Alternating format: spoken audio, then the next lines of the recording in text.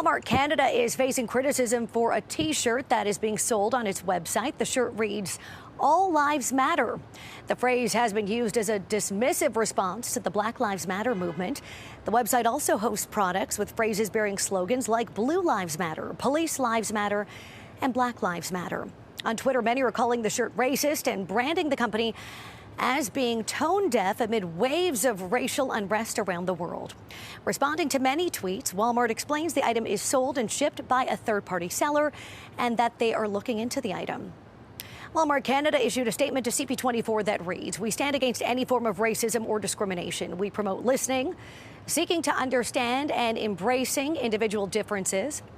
Today, our third-party marketplace has a number of items with variations on the phrase "Lives Matter." We will continue to review those items to ensure compliance with our terms and conditions. Well, CP24's Kayla Williams is going to join us with more on this story. Kayla. Yeah, that's right, Christina. So, of course, Walmart Canada getting some very big backlash today after those items were being sold when a lot of people were initially trying to look for Black Lives Matter paraphernalia. Now, at this point, I want to bring in Clive Veroni. He's an author and marketing expert. Clive, thank you for joining us this evening. I want to get your reaction to this. A lot of people are saying when you say Black Lives Matter, and a lot of people respond with Blue Lives Matter or All Lives Matter. It's somewhat dismissive of this push for equality. What would you say your response is as far as what Walmart did today, as far as removing some of the items and also mentioning the third party? So I thought Walmart's response was quite weak and generic sounding. It sounded like they had sort of pulled this statement off the shelf by one of the bots at their PR agency. I think the thing that is happening right now requires more attention and more active involvement from retailers like Walmart. The thing that Walmart and other retailers like Amazon, which has also faced issues like this, is that they have to step up and accept responsibility for the things that are going up on their websites. They have to police that content a lot more aggressively than they have been. Do you think that that's something that at this point all major companies, or really big or small, need to be doing in case they haven't? Is that policing of going through and making sure that there aren't any connections or ties to anything that may come off as racist?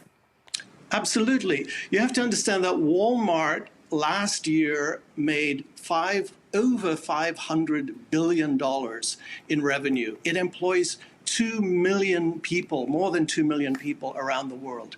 Surely some of those resources could be put to work vetting the content that is on their website. That website is not just a retailing website. Walmart has over 100 million visitors to that website every month. That's more than CNN, that's more than the New York Times. They have, in addition to having a retailing website, they are a broadcaster, and they are providing free access to third parties to 100 million viewers every month that go to that site.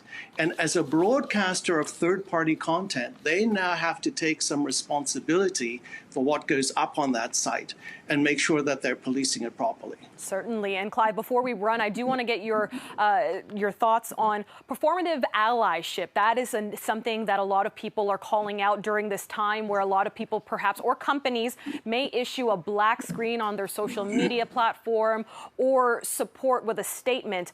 But other than that, how can people make sure that they're doing more than just the standard PR statement? Well, they have to build a program from the ground up. You know, companies, it's the same as greenwashing, you know, companies that make a sort of generic statement about the environment on Earth Day. This is the same situation. You can't just do that. You have to change the structures within your organization. You have to rebuild your organizations to address these systemic issues of racism. And they have to begin there before they can start making public statements about it.